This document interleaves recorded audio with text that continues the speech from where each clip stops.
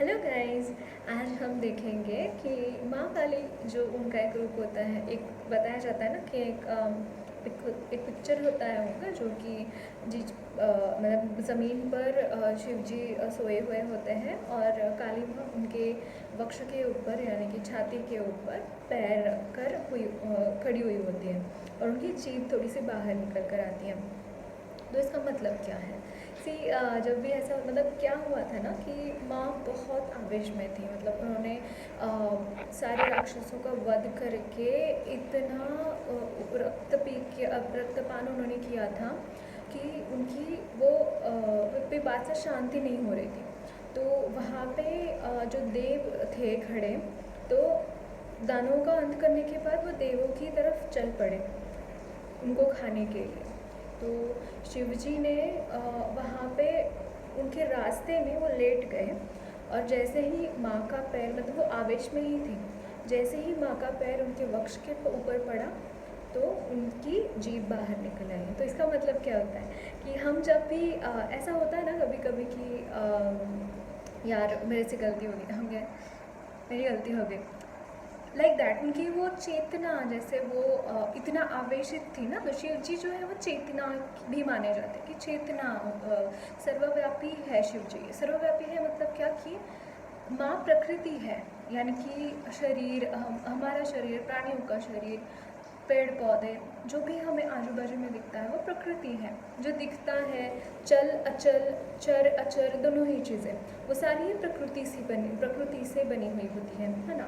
तो माँ प्रकृति है और शिव जी है चेतना, कॉन्शियसनेस, जिसकी वजह से हम एक कुंडलिनी शक्ति जिसे बोलते हैं माँ, इवन कुंडलिनी की शक्ति जो है वो भी माँ का ही रूप मानी जाती है। और जो मतलब आपने अगर 7 चक्रास के बारे में पढ़ा है या फिर सुना है, तो इसका मतलब क्या है कि जैसे जैसे चेतना आगे बढ़ती है, सहस्रार चक्र हमारे वननेस विथ ब्रह्मांड के साथ, मतलब अगर आपने देखा होगा तो सातों चक्र के कुछ पॉजिटिव है, पॉजिटिव पॉइंट्स है, कुछ नेगेटिव पॉइंट्स हैं। पॉजिटिव पॉइंट्स की वजह से चेतना ऊपर उठती है, नेगेटिव पॉइंट्स की वजह से चेतना नीचे घटती है। लेकिन सहस्त्रार ऐसा एक चक्र है जहाँ पे सिर्फ और सिर्फ पॉजिटिव है, यानी कि वननेस है, मतलब पुरुष और प्रकृति का मिलन है ना। तो ये एक सिग्निफिकेंस है काली माँ का जो ये है। और दूसरी एक सिग्निफिकेंस, जब उन्होंने चामुंडा का रूप धरा था, रक्तबीज का वध जब उन्होंने किया था, रक्तबीज यानी वो राक्षस जिसकी वजह से, मतलब जिसकी एक रक्त की एक बूंद से भी उसकी तरह ही दूसरे हजारों राक्षस पैदा होते थे। तो इसका अगर सिग्निफिकेंस लिया जाए तो वो क्या हो सकता है कि कभी कभी ऐसा होता है ना गाइस कि एक नेगेटिव विचार की वजह से और नेगेटिव विचार पैदा होते हैं, उसको मारने के लिए और नेगेटिव विचार पैदा होते हैं, विचार, या फिर हम झूठ बोलते हैं। तो ये रिप्रेजेंट करता है, रक्तबीज इस चीज़ को रिप्रेजेंट करता है। जो नेगेटिविटी बढ़ती है ना, मतलब उसको मारने जाओ तो और बढ़ती है।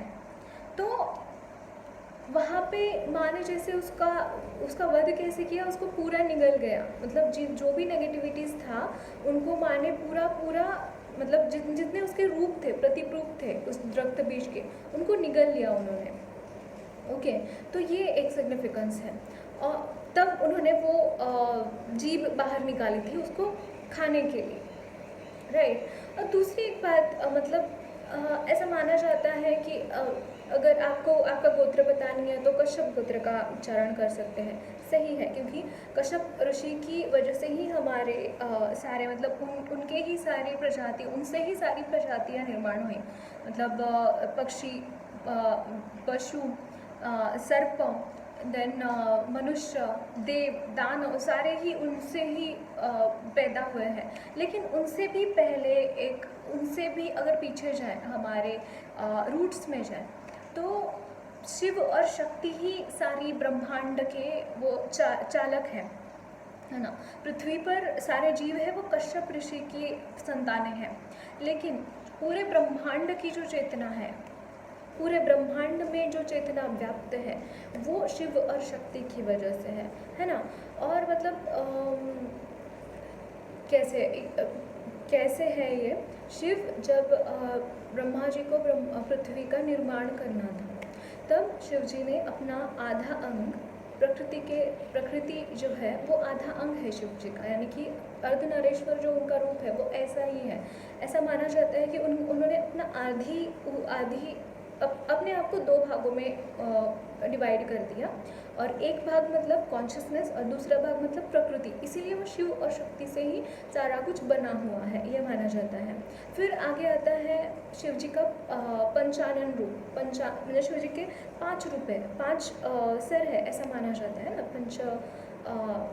तो मतलब ये एक एवोल्यूशन हुआ। मतलब उसके बाद क्या हुआ कि वो 1 से 2 बन गए, 2 से 5 बन गए।